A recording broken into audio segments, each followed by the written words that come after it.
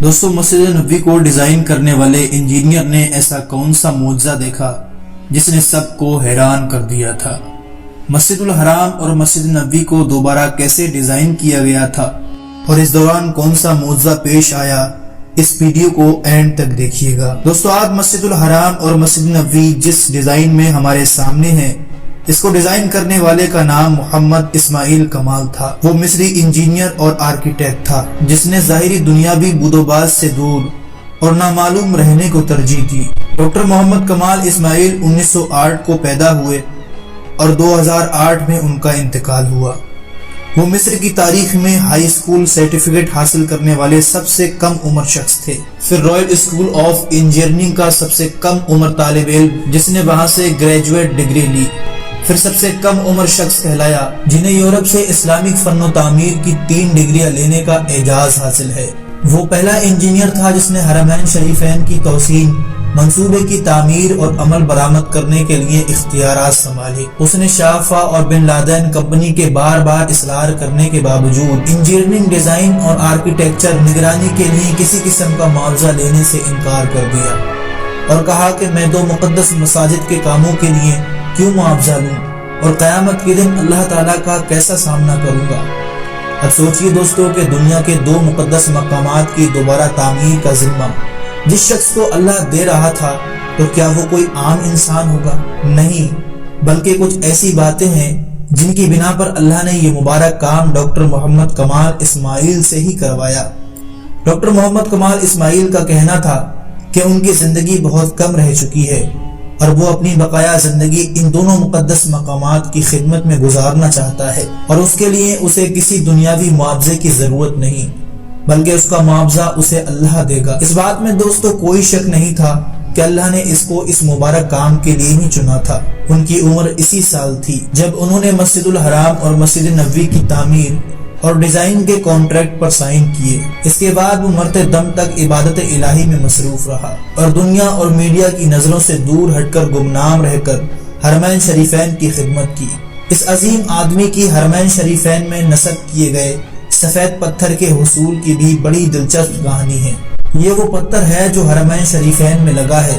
یہ پتھر ایک نایاب پتھر ہے جو پورے دنیا میں صرف یونان کے ایک چھوٹے سے پہاڑ میں دستیاب تھا، اور اس کی خصوصیت یہ ہے کہ گرمی کو جذب کر کے فرش کی سطح کو ٹھنڈا رکھتا ہے۔ ڈاکٹر محمد کمال سفر کر کے یونان پہنچے اور حرم کے لیے کافی مقدار تقریباً آدھا پہاڑ خریدنے کا معاہدہ کیا۔ معاہدے پر دستخط کر کے وہ واپس مکہ لوٹے اور سفید پتھر آ گیا اور حرم شریف میں پتھر کی تنصیب مکمل کرائی۔ جب حرم شریف کی تعمیر مکمل ہوئی تو سعودی بادشاہ نے ڈاکٹر محمد کمال کو وہی پتھر مسجد نبوی میں بھی استعمال کرنے کی فرمائش کی، لیکن اس دوران پورے 15 سال گزر چکے تھے۔ ڈاکٹر محمد کمال کو جب بادشاہ نے مسجد نبوی میں بھی ویسا ہی ماربل لگانے کو کہا تو وہ بہت پریشان ہوئے، کیونکہ اس دنیا میں واحد جگہ یونان ہی تھی جہاں وہ پتھر دستیاب تھا، جو کہ آدھا پہاڑ وہ پہلے ہی خرید چکے تھے۔ انجینئر محمد کمال بتاتے ہیں کہ وہ یونان میں اسی کمپنی کے چیف ایگزیکٹو کے پاس گئے، ان سے ملے اور ماربل کی بقایا مقدار جو بچ گئی تھی اس کے بارے میں پوچھا تو چیف ایگزیکٹو نے بتایا کہ وہ ماربل تو ہم نے آپ کے جانے کے بعد ہی بیچ دیا تھا، اب تو 15 سال ہو گئے ہیں۔ وہ سن کر ڈاکٹر محمد کمال بہت افسردہ ہوا اور میٹنگ چھوڑ کر جانے لگے تو وہاں موجود آفس سیکیورٹی سے ملے اور گزارش کی کہ مجھے اس شخص کا پتہ بتاؤ جس نے بقایا تمام ماربل کی مقدار خریدی۔ تو اس نے کہا کہ پرانا ریکارڈ تلاش کرنا تو بہت مشکل ہے، لیکن آپ مجھے اپنا فون نمبر دے دیجئے، میں تلاش کرنے کی کوشش کرتی ہوں۔ انہوں نے اپنا فون نمبر اور ہوٹل کا پتہ دیا اور اپنے ہوٹل واپس آ گئے۔ دفتر چھوڑنے سے پہلے ڈاکٹر محمد کمال نے سوچا کہ مجھے کیا ضرورت ہے کہ کسی نے خریدا ہو، اللہ خود ہی بندوبست کر دے گا۔ پھر اگلے دن ایئرپورٹ پر جانے سے چند گھنٹے قبل اسے ایک فون کال آئی کہ مجھے ماربل کے خریدار کا ایڈریس مل گیا ہے۔ ڈاکٹر محمد کمال یہ سن کر بہت خوش ہوا، لیکن ساتھ ساتھ انہیں یہ ڈر بھی تھا کہ اتنا لمبا عرصہ گزر جانے کے بعد اس خریدار سے ملاقات ہو پائے گی یا نہیں۔ وہ دفتر پہنچے تو سیکیورٹی نے کمپنی کا پتہ بتایا جس نے ماربل خریدا تھا، اور جب ڈاکٹر کمال نے پتہ دیکھا تو کچھ دیر کے لیے اس کا دل دھڑکنا بھول گیا، پھر زور کا سانس لیا کیونکہ وہ کمپنی جس نے ماربل خریدا تھا وہ ایک سعودی کمپنی تھی۔ ڈاکٹر کمال نے سعودیہ کی فلائٹ پکڑی اور اسی دن وہ سعودی عرب پہنچا اور سیدھا اس کمپنی کے دفتر پہنچا اور ڈائریکٹر ایڈمن کو ملا اور پوچھا کہ آپ نے اس ماربل کا کیا کیا جو یونان سے خریدا تھا؟ تو اس نے جواب دیا کہ مجھے یاد نہیں۔ اس نے اسٹاک روم سے رابطہ لیا اور اس سے پوچھا کہ وہ سفید ماربل جو یونان سے منگوایا تھا وہ کہاں ہے؟ انہوں نے کہا کہ وہ ساری مقدار موجود ہے اور اس کو کبھی استعمال ہی نہیں کیا گیا تھا۔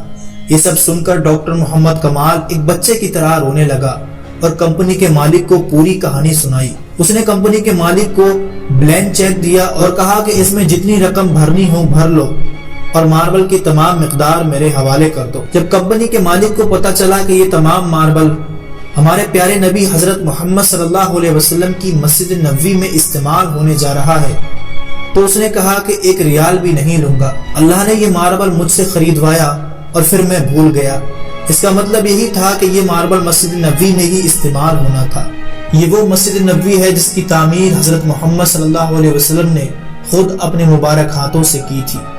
یہ وہ جگہ ہے جہاں آپ صلی اللہ علیہ وسلم کی اونٹنی رکی تھی۔ یہ وہ جگہ ہے جس کی ایک ایک اینٹ خلفائے راشدین حضرت ابو بکر اور حضرت عمر نے اپنے ہاتھوں سے رکھی تھی۔ وہ کتنے خوش قسمت لوگ ہیں جن کو اللہ نے اپنے 2 مقدس مقامات کی تعمیر کے لیے چنا، جہاں تمام اختلافات بھلا کر دنیا بھر کے تمام مسلمان کے دل ایک ہو جاتے ہیں، جہاں دنیا بھر سے ہزاروں مسلمان ہر سال اپنے ایمان کی مضبوطی کے لیے آتے ہیں۔ یہ کتنی عظیم بات ہے کہ ایک شخص جس نے اپنی پوری زندگی، اپنا پورا کریئر، اپنی کمائی اللہ کے ان 2 مقدس مقامات کے لیے وقف کر دی۔ وہ کوئی دوسرا بڑا پروجیکٹ بھی لے سکتا تھا جہاں سے اس کو بے تحاشا دولت مل سکتی تھی، لیکن اللہ نے ڈاکٹر کمال کو ان کے مضبوط ایمان اور نیک جذبے کی بدولت ہی اس مبارک کام کے لیے چنا۔ یہ ویڈیو اگر آپ کو پسند آئی ہو تو اسے لائک اور اپنے دوستوں کو ضرور شیئر کریں۔